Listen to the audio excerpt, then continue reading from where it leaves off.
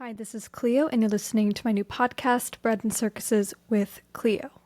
Now, today we're going to be talking about style versus substance and aesthetics. In my mind, aesthetics are illusory, and oftentimes style can conceal a lack of substance. Now, this highly filtered outlook on life is rampant throughout social media.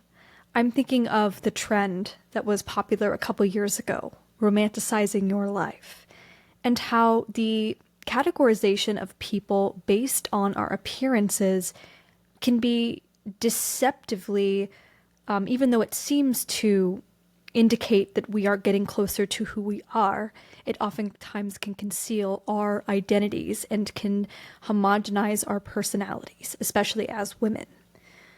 So, what is an aesthetic? It is a surprisingly academic phrase. It is a branch of philosophy that discusses it's basically the theory of beauty. And aesthetics, as far as I know from my college education, aesthetics became a widely discussed matter in the 18th century. And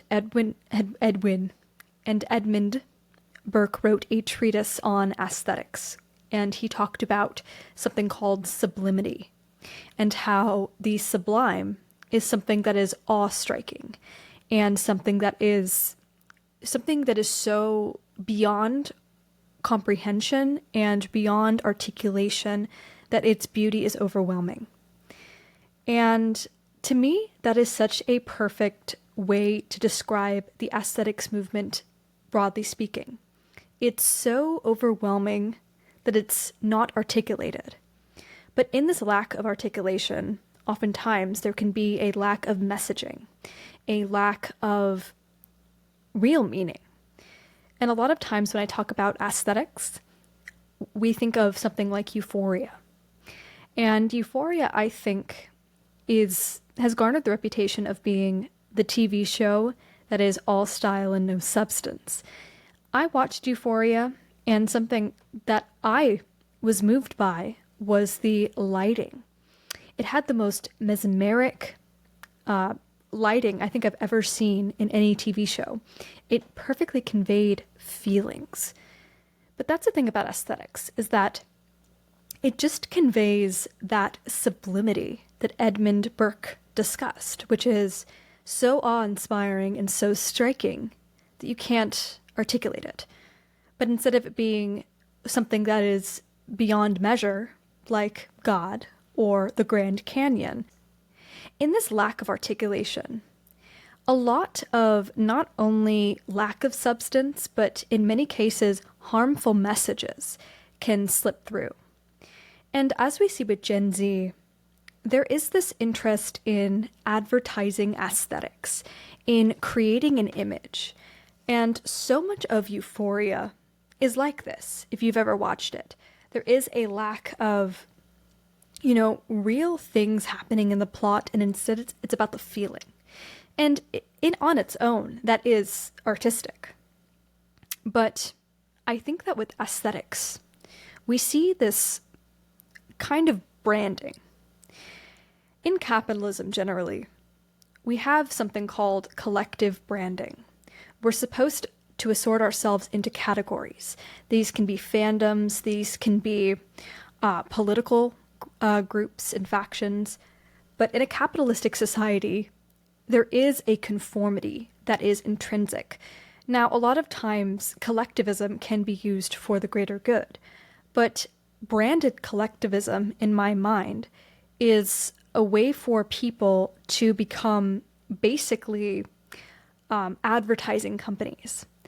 And it's interesting how this works with the fashion and modeling industry.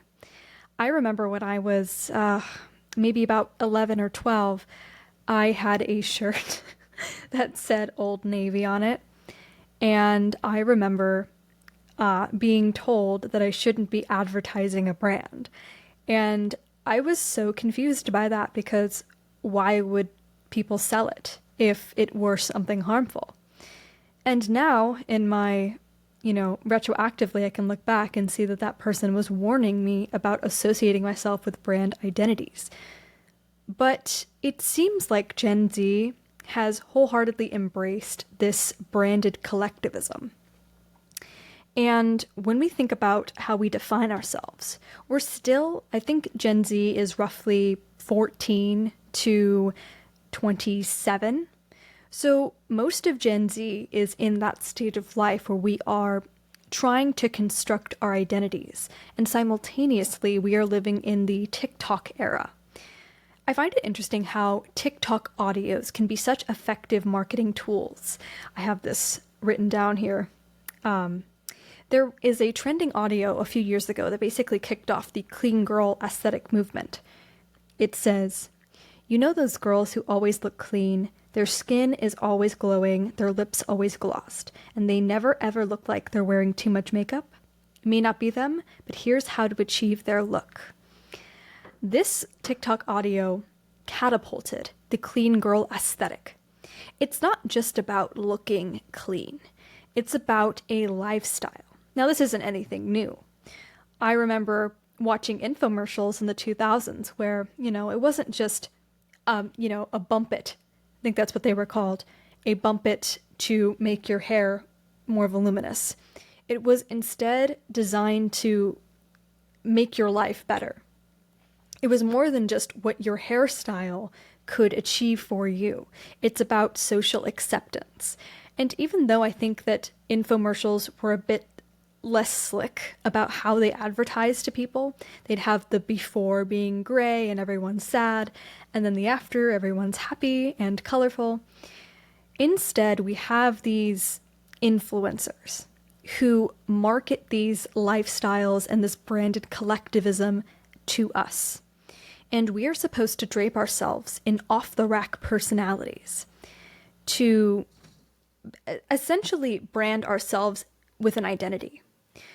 And when we think about aesthetics and how it's not meant to be articulated, it's not meant to be verbal so much as it is visual. It's a visual sensory experience. And a key word to aesthetics is evocative. It's evocative of different things. Because if you're the clean girl, you're not just a clean girl. You're not just wearing, what are the clean girl makeup items? The Dior lip oil, which I once tried. It's not worth the money.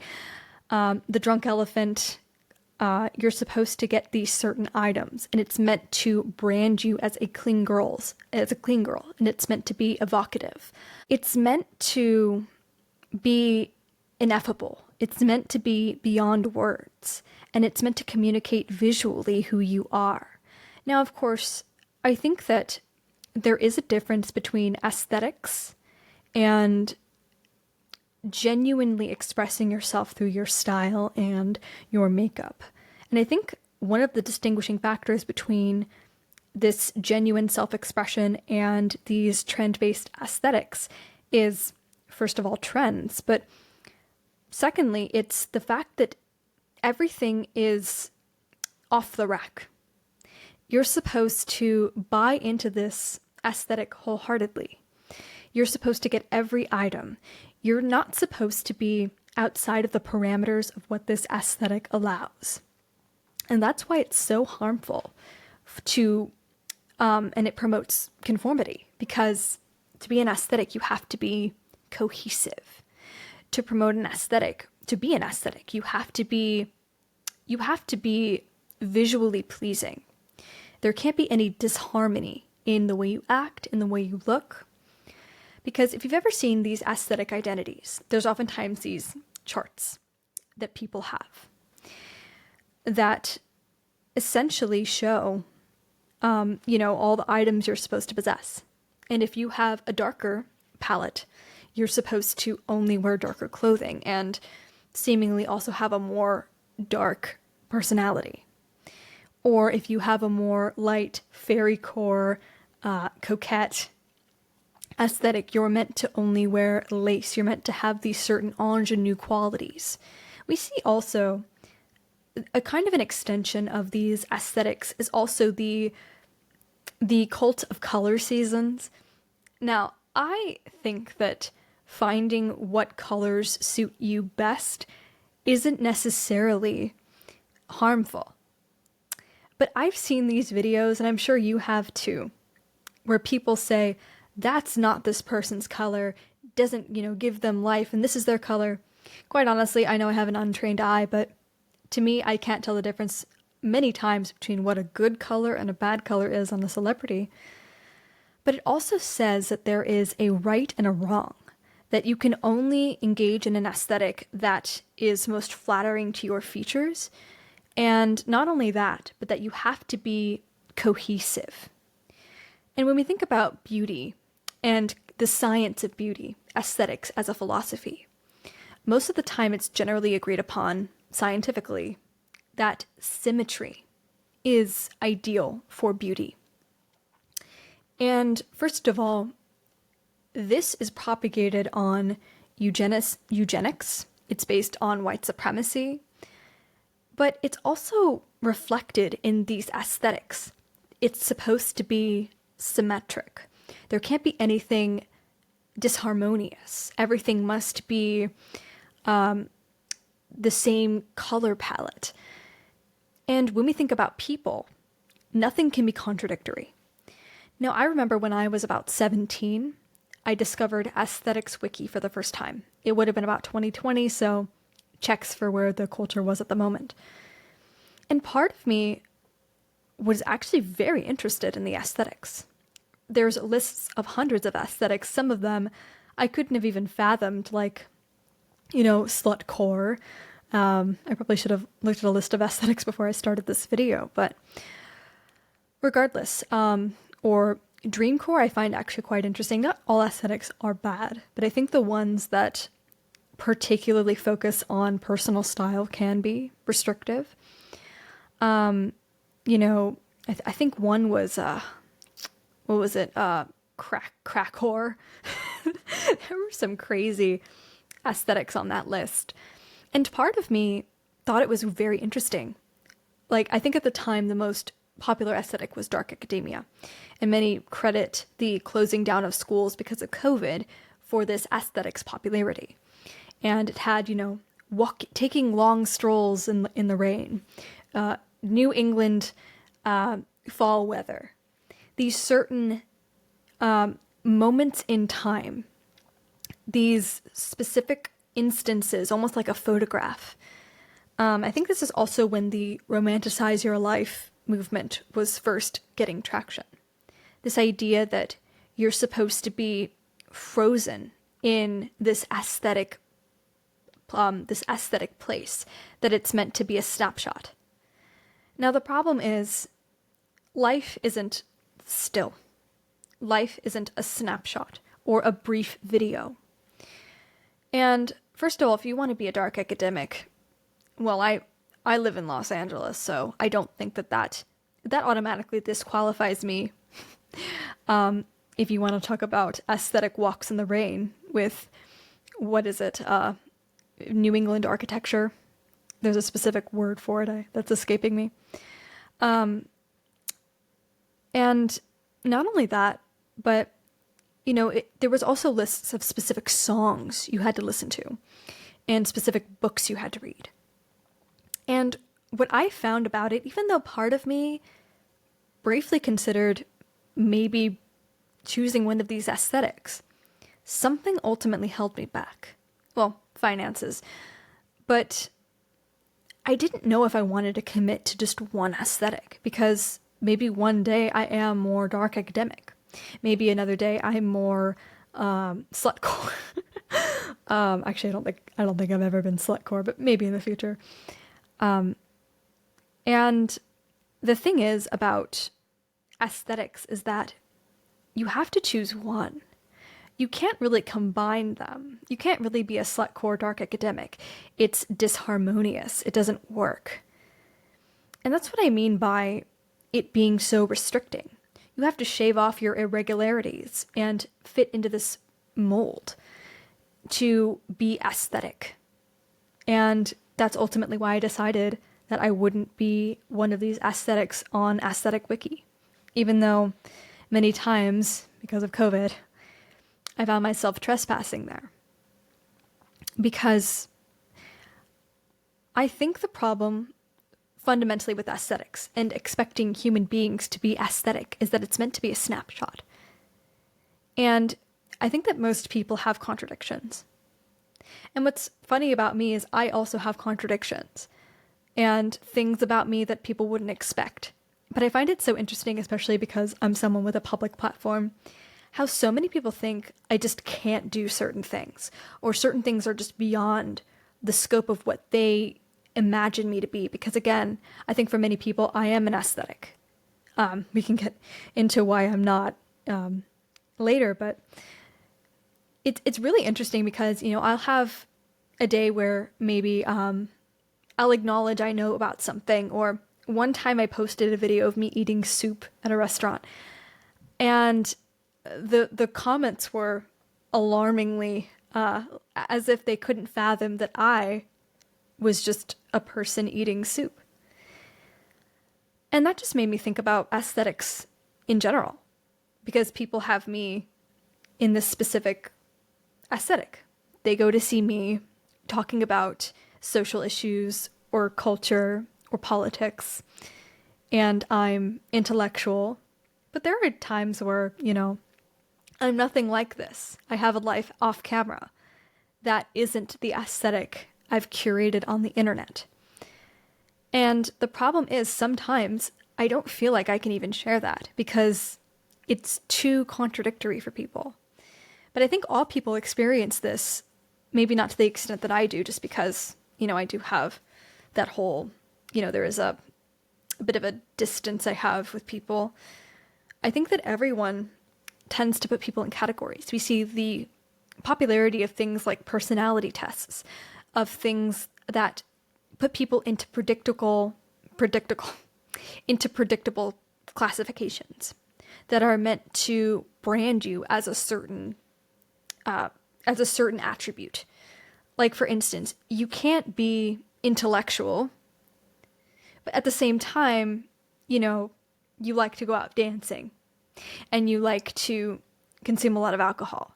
It's seen as disharmonious, so you have to pick one or the other. Do you want to be the bimbo core Barbie, or do you want to be the dark academic? And that's why aesthetics are so limiting and so constricting, is because you do have to pick just one. And I've seen people deliberate over this. How do I pick just one thing to be?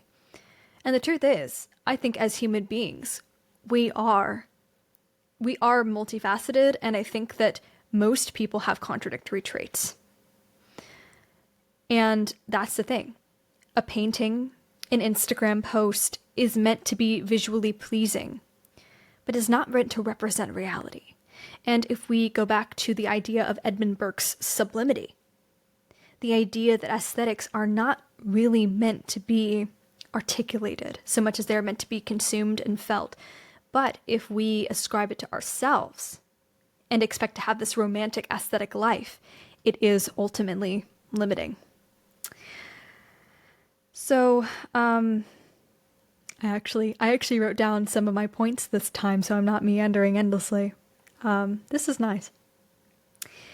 Another aspect of aesthetics is the class inaccessibility. This idea that, you have to have your room look a certain way. Again, aesthetics extend to not only your personal dress, but also your surroundings. You're supposed to have an aesthetic surrounding. Like, for instance, if I wanted to be a dark academic, do I move to New England? Do I, uproot my entire life here because it's too sunny and go to a different location so I can fully be a dark academic? First of all, I think for most people that's just not feasible. But it just shows how absurdist these aesthetics are in real life. I do think that there was an element of escapism, and there continues to be an element of escapism with aesthetics. But so much of it is promotional. So much of it is meant to, I call it the fashion industrial complex. So much of it is meant to bolster the fashion industrial complex. It's meant to get you to buy things. It's meant to get you to be cohesive with everything. And you find these little sub-communities on the internet, and you decorate your room in a certain way. Back to, me having a highly visual life more than the average person. I feel very inadequate when it comes to aesthetics, at least when it comes to the home decor. I have this dreary cream background. Sometimes I have the blue one. That's the other room. And I feel an immense pressure to conform to an aesthetic, specifically for my TikTok career. And I see other TikTokers and they have an aesthetic. They have the kind of LED mood lights. I don't know what else to call them. You know what they are. They're kind of these, they're purple or they're green. They're in the background, and then they got like the posters, and they have the, just everything fits this aesthetic. Frankly, I don't have the means to invest in an aesthetic space. My aesthetic is just me. This ain't an aesthetic. And I just think about how unattainable it is for most people. And like I mentioned in the last podcast with, the marrying a rich man, and how we give it so much thought, and how we think it means so much, this whole idea of, marrying a rich man. But the truth is, for most women, it is an escapist fantasy. I think the same thing is about aesthetics. I think that if you are able to make your room aesthetic, you already have a certain level of disposable income, and you're not barely surviving paycheck to paycheck. And I think back to my own childhood. I don't talk much about my background, but maybe I should more, at least. But I'm definitely not from the wealthiest household. I mean, I never starved, but I never had what a lot of people I knew had. I remember the first time I realized that most of the people I knew went abroad for vacation, and I never went anywhere. A trip to Big Bear, if you know where that is, it's basically a snowy mountain that's about 80 miles south of LA. Traveling to Big Bear was my vacation. And I remember people would always say, Big Bear, I went to Tanzania. But another aspect I noticed is how these people had kids I associated with had aesthetics, and I didn't. I had the aforementioned Old Navy clothes, Payless shoes. I was very much an on-budget person. And I find it interesting how I can't tell the difference between high quality and low quality things. I can in makeup. I've learned to distinguish that, but other than that, I'm pretty clueless. But other people, I realize, can distinguish what is from a reputable brand and what is Old Navy. But I remember, I used to have an Instagram back then, and I would try to seem aesthetic, and I just couldn't maneuver myself, partially because I don't think I am the most gifted naturally when it comes to anything visual.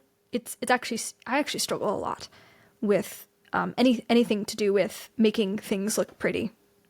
It's something I've struggled with in my social media. But I saw how, they had certain filters and everything looked so manicured, and everything looked so like they were posing just right. And, here I was. I didn't pose that much, but I didn't know how to pose. My aesthetics, my backgrounds weren't interesting. But, their backgrounds were. They just had the right filters. And I remember internalizing that I was aestheticless, that I didn't communicate anything strongly with the way I looked. And that's true. And I think that even to this day, I struggle with, especially with my clothes. And I think that what I was detecting, and I couldn't articulate at the time, is that the people I followed on Instagram were of a higher social class, and they channeled their income into, or their parents' income, into creating an aesthetic realm. Whereas me, I had my little place I lived. I had my little school I went to. Didn't go on fancy vacations. I didn't go to many places that were aesthetic. Meanwhile, they were posing. And this would have been the mid-2010s, that kind of Coachella culture.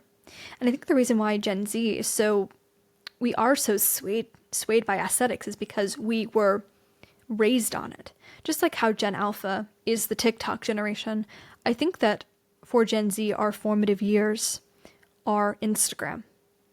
Everything being that snapshot, everything being perfect. And I think that that's why, in my adult life, I now have the words to say, why did I never have an aesthetic and other people did? Why was I never considered cool and other people were? Because I didn't look cool. Because I didn't have a strong aesthetic. And the truth is, the lower your social class, the less likely you are to be aesthetic. Your surroundings are going to be the bare minimum. You're not going to have the fanciest clothes, and you're not going to have enough disposable income to communicate yourself through your surroundings. And yes, I look at TikTokers who have, those aesthetic LED lights, which I probably could get, or, those rooms that just, they seem cozy. And maybe I would even have more followers if I did. Sometimes I wonder.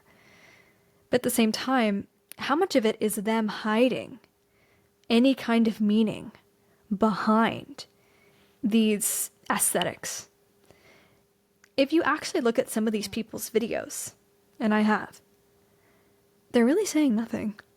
So much of it is just the way that they're dressed or the way that their surroundings look. But ultimately, it's nothing.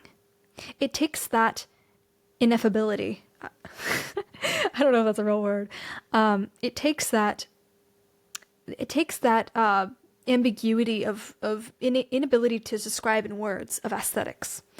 And it takes that.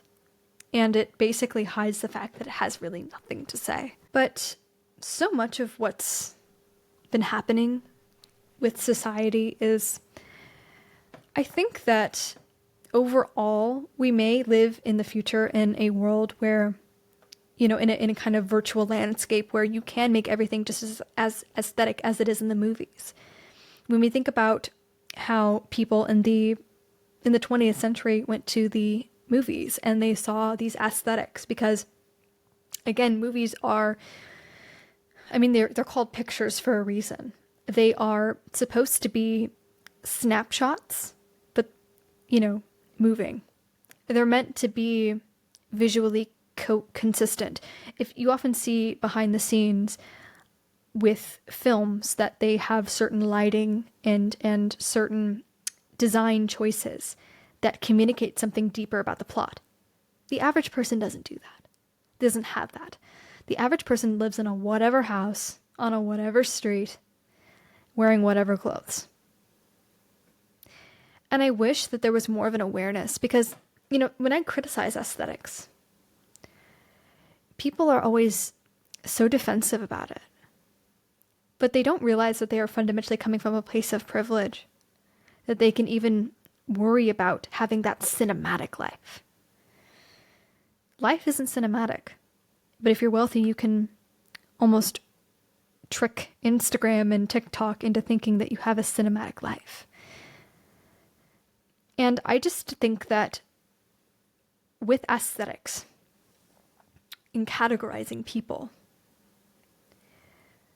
it just means that we can't be individuals. And again, aesthetics can be helpful, and sometimes aesthetics are needed. And there is a certain need, a human desire for visual beauty. But then again, we think about the intersection of misogyny here. When we think about, what is beauty? Going back to the idea of symmetry, that everything needs to be the same on this side as it is on that side. There can't be irregularities. Irregularities are deformities. And when we think about asymmetry being seen as a deformity, it also upholds these white supremacist ideals and ableist ideals even of what is beautiful. And I can tell you firsthand that if you are someone who has some kind of irregularity, even if it's minute, people detect it. Like, for instance, something I am reminded of constantly, despite it posing no real value to anything I say, is my left pupil is more dilated than my right in certain lighting. Sometimes it's pretty noticeable. Other times it's undetectable. But you would think that it's the most interesting topic of discussion from some people. I get so many comments spamming me. Sometimes it's people thinking they're helping, saying, hey, you got to get that checked out. You might have a concussion. As if I got a concussion and I'm sitting down to do a TikTok video. But I guess the intentions are pure. Other times it's just, hey, have you ever noticed that your left pupil is more dilated than your right? Sometimes it's, why are your pupils so big? I can tell the approximate age of whoever's writing the comment because if they know the word dilated or not. But anyway, I do understand that asymmetrical pupils can sometimes be a sign of a brain injury. But it's something I was born with.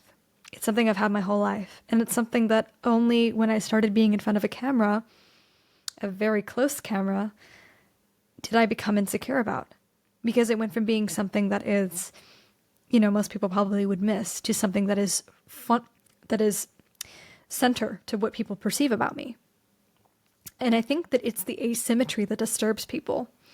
Because we have this white supremacist, eugenicist society that has these ideas of fitness, because there is that certain association with traumatic brain injury and asymmetrical pupils, even though I've had it my whole life.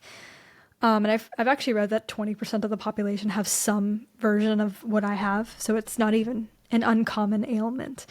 It's just part of the variation of human eyes. And it's the asymmetry that disturbs people. I don't think everyone knows necessarily that it's a sign of a traumatic brain injury in some instances. I think for some people, it is an irregularity that they detect. And that's why this idea of symmetry being beauty is so disturbing, because it's meant to create sameness. It's meant to create a likeness, that there can't be any variability in your appearance. And another aspect of my appearance that, again, is an endless topic of discussion in my comment section is my nose. How many times I get comments, and I have the word nose filtered in my comment section for a reason, because these don't add anything to my life, and nor does it add anything to the topic of discussion. I think sometimes with these comments about appearances that people have, sometimes it's people who feel intimidated that they're listening to someone talk about a subject they don't know about, don't care about, or don't even understand, and they lash out because they think that somehow they're inferior because they don't understand what I'm saying. I think that's some of it. And they're trying to find something that will somehow break this idea that I am some kind of authority figure, which I never claimed to be. But more than that, I think that for some people, irregularities disturb them. And I think that behind a screen, and, they don't feel like there needs to be any social niceties, they can express their how much they're disturbed by it. I get a lot of comments about my nose. Have you ever noticed that your nose is bent to one side? You ever notice that your nose is longer than other people's? Girl, why is your nose so big? I love the ones that say girl, as if it's like some kind of gotcha that I have a large nose. Have you ever noticed that your nose has a bump in it? First of all, thank you for astutely noticing that I am of Middle Eastern descent, and you're picking up West Asian features, and you are upholding this white supremacist ideal of beauty, basically saying noses like mine, which are the standard in West Asia, are incorrect. I mean, how many times do I get told, girl, get a nose job? as some kind of rebuttal to whatever I say in my videos. And I've had to take it in stride, because if I got weighed down by all of these comments, first of all, if hate comments really got to me on a deep level, I wouldn't be able to do what I do. And sometimes I think, what if I had more obvious ethnic features? What if I had a facial deformity? Would that mean I would be persistently reminded of it all day long? I mean, I could get upset about my pupils, but it's just my pupils at the end of the day. I could get upset about my nose, but it's just a nose at the end of the day. And I just think about how Gen Z, we have absorbed eugenicist ideology. We absorb the idea that plastic surgery is something that is good, and that plastic surgery, there is no racism to it. There is no misogyny to it. That it's not standardizing people's appearances, again, to fit an aesthetic. And I think the most important component of an aesthetic is that you yourself are attractive. I don't think aesthetics necessarily work if you are not the beauty standard. If you are not, and sometimes I see, like for instance, people will show certain aesthetics and you'll see the most conventionally attractive white woman, model-esque, probably is a model. What am I talking about? Posing. Like old money aesthetic. You see some blonde girl with, the long hair and the blue eyes and the tan skin and the Dior, Chanel. And how much of that is aesthetic and how much of that is unquestioningly promoting the Eurocentric and classist beauty standard? How much of it is that? Because if you see if you put a pretty woman in any kind of aesthetic circumstance, she's going to be beautiful. Because, she can be grunge. She can be, 2014 Tumblr grunge. She can be, model off duty. She could be any of these circumstances, and it'll still be something you want to attain. And I find it so interesting. I mentioned TikTok audios earlier. How, they're effective marketing devices. And so often, like I said earlier, with the clean girl, you ever notice those girls, and sometimes they'll try to capture a moment in time that is so oddly specific. Like, for instance, what the heck was cold girl makeup? You look like you've just, been, walking through the blizzard and you're flushed, and that's how to get this look. And, some of it can be so specific because capitalism is progressive and it needs to constantly find newness. And I think that as the big aesthetics are taken, people are finding or whittling down to smaller and smaller moments in time to capture, to keep it new and to keep it fresh. And I think that that's why so much of this is stifling and why so much of it is problematic. And I even see leftist people, I see feminists promoting aesthetics. And I think that it's something that we will look back on and see the harms in it, the erasure of individuality, of irregularity, the promotion of beauty. Now, of course, when I was younger, I do remember in the 2010s, there was a kind of a body positivity, filter skepticism movement that's all but vanished. I do remember, there was this whole movement of, showing what photoshopped bodies looked like and celebrating, diversity in figures. That has abruptly halted.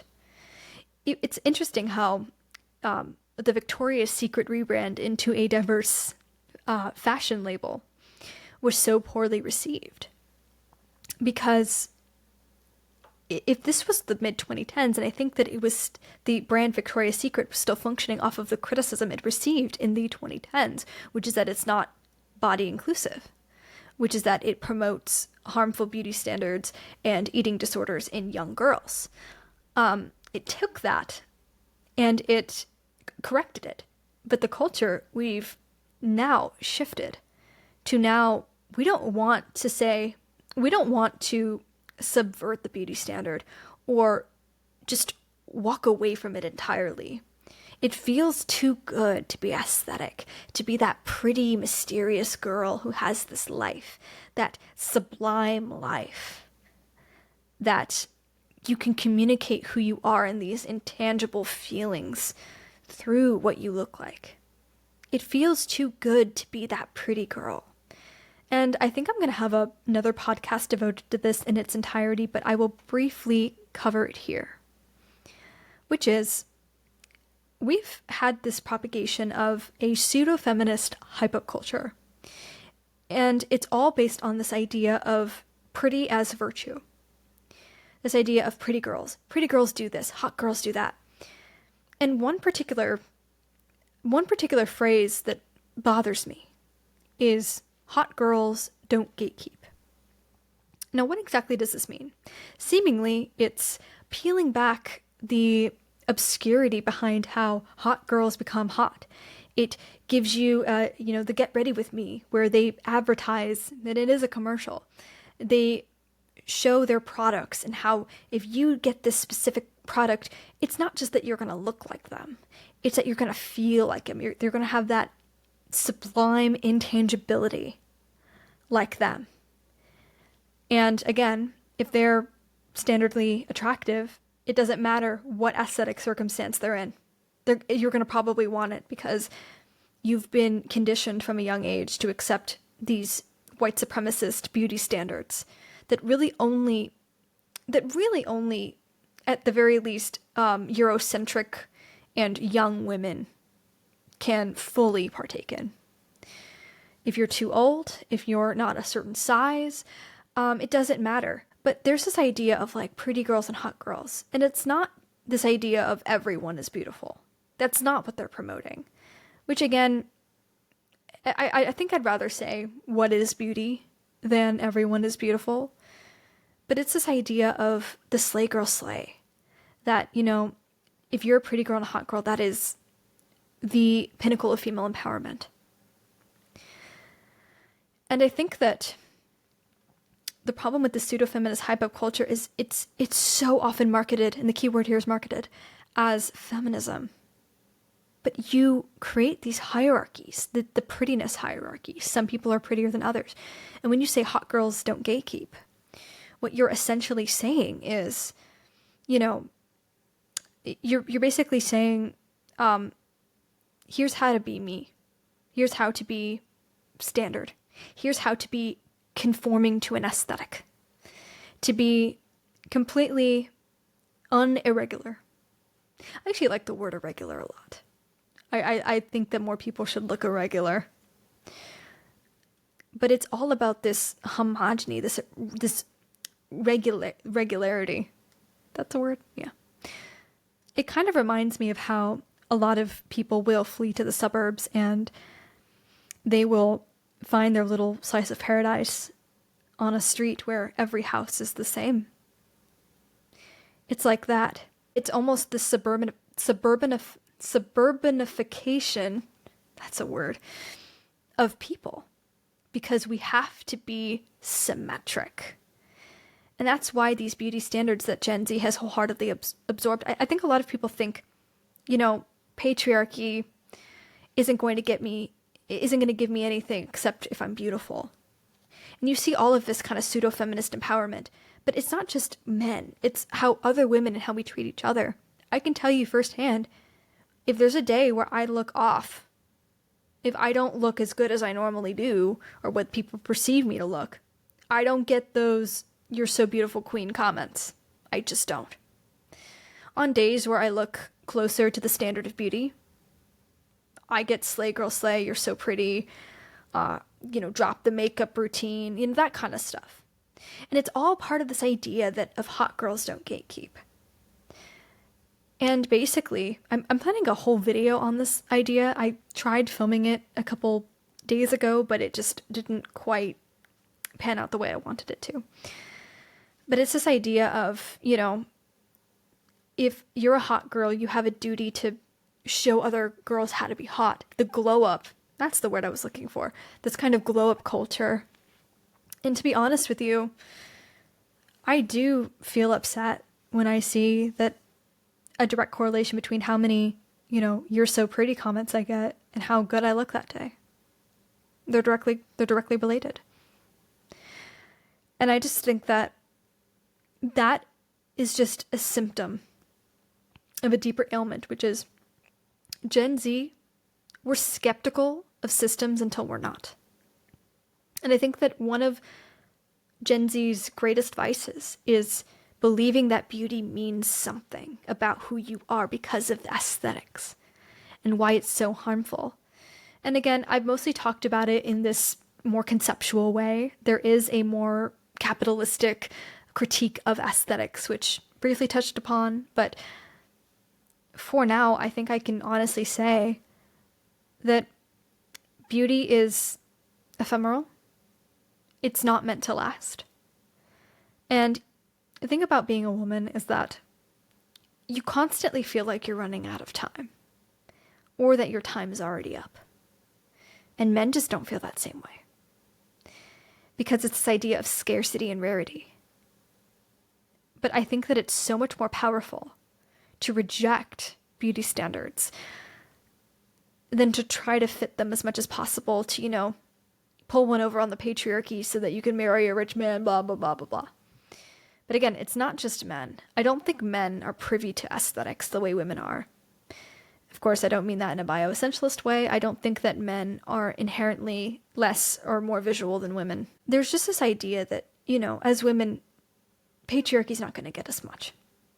But if we can just be beautiful, we can have that social capital to give ourselves a good life. We can get that little conformist house in the suburbs. We can have children who are successful, maybe, who have a shot at a good life. And I think that it's too tempting. I don't know what Gen Alpha seemingly is even more beauty obsessed than Gen Z.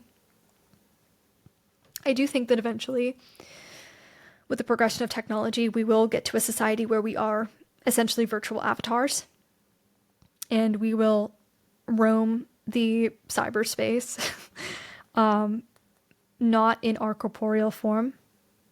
And maybe that's liberating in a way.